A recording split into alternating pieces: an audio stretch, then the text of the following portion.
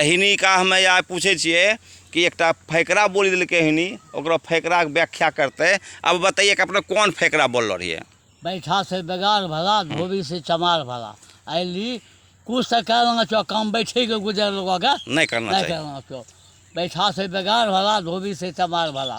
कि चारों रंग जब काम करबे चल बहुत फायदा हो जेते। हाँ, आरू सब बताइए। बकरी अपने के छिके? हाँ।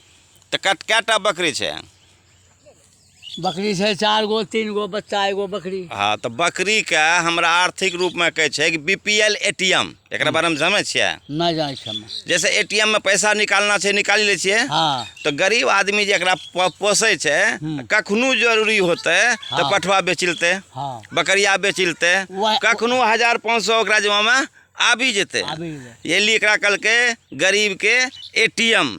ये लिए जो 4 गो पोसे छो, 2 गो आरू पोसो, 1 दर्जन जब पोसबो तो 12 गो होले। एक महीना में जे तोरा जैसे कम से कम 2000-1000 टका अते रहते।